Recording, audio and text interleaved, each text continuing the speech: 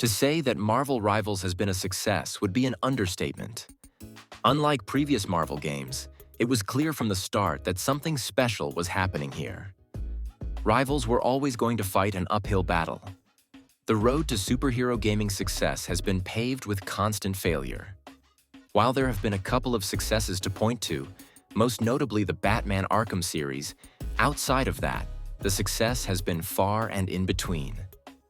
Just looking at releases over the last 3 years, titles like Arkham Knights failed to capture the previous excitement of the Batverse. Marvel Avengers should have been an obvious money-printing machine. However, in typical fashion, they managed to screw it up with average gameplay and the worst character designs that I have ever seen. While Guardians of the Galaxy was a big step up, in my opinion, it also failed to garner any real traction. The biggest disaster, however, has to be Kill the Justice League. The game was so poor it almost sparked an all-new Gamergate. I do not know how a game with so many classic and iconic superheroes can suck so badly. It was clear that the game would die on arrival, which is exactly what happened. Now enter Marvel Rivals, showing that neither live service games nor superhero titles are dead. In fact, if you do it correctly, you could be sitting on a goldmine. The success of this title cannot be underestimated.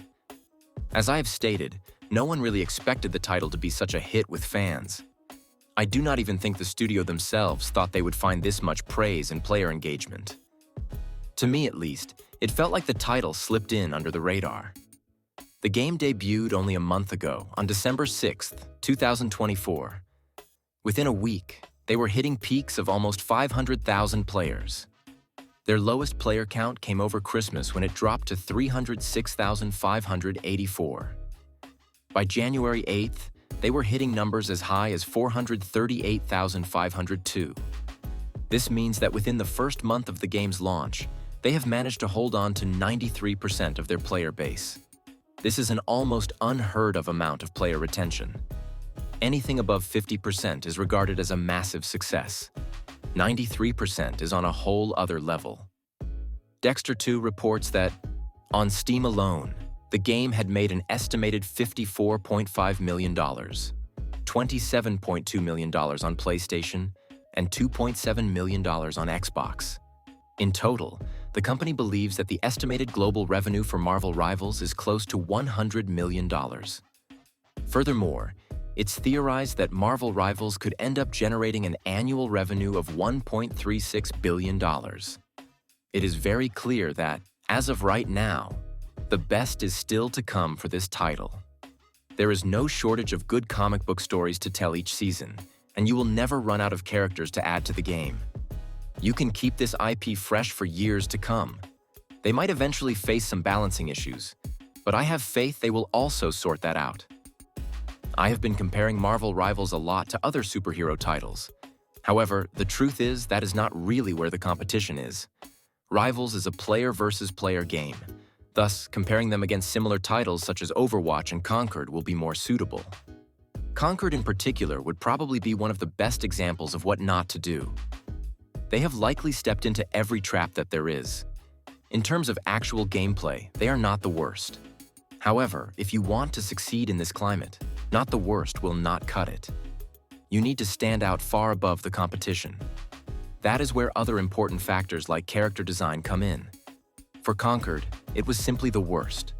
I do not know when developers are going to learn this lesson. Players care about visuals. They do not want to play with realistic characters.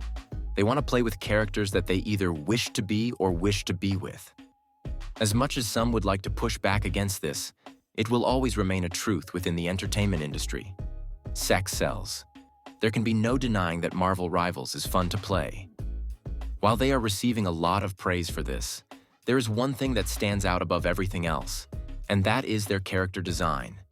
It is funny because you can make the opposite argument for how a game like Concord failed. When it first launched, most people said that the gameplay for the title was actually not that bad. However, fans resisted the ugly character design so much that it felt like the game was dead on arrival. By this point, I still do not understand how some within the media and certain publishers still do not get it. You can try and make the claim that sexualizing characters is gross, but it is an argument that you will simply never win. You cannot deny that Marvel Rivals is using attractive character designs. The men all look like Greek gods and the women are simply on a different level. However, that is what everybody enjoys. I watch the reactions online, and everybody gets super excited the moment they see an attractive character announcement. All the guys go crazy, and all the girls immediately start cosplaying them. Nobody wants to cosplay as a Concord character. Now, as I've mentioned, there seems to be a bit of a debate going on about how Marvel chooses to portray their characters. I will give a disclaimer to say that people should not pay too much attention to this. While there are some crazy people who will always complain, for the most part, all the character designs have been widely praised. On the appropriately named Echo Chamber subreddit, one user posted, "So I don't know if it's just me, but this new Gunnar skin they are releasing, along with the new character Sue Storm, is so ugly. Her default is so much prettier."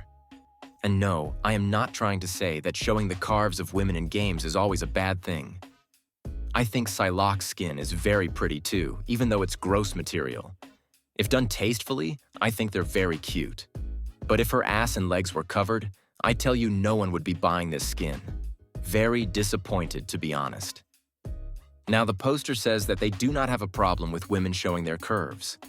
However, I have a feeling that they do have a problem, and the only carves that they would not have an issue with are of a plus-sized Concord nature. However, that is just my opinion. Then secondly, they say that no one would buy the skin if her legs and ass were covered. Well, I will give you that point. Yes, you are correct. I do not understand why this is breaking people's brains so much. People buy skins for two reasons.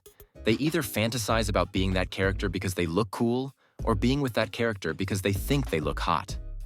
You are always going to find over-exaggerated body parts on video game characters.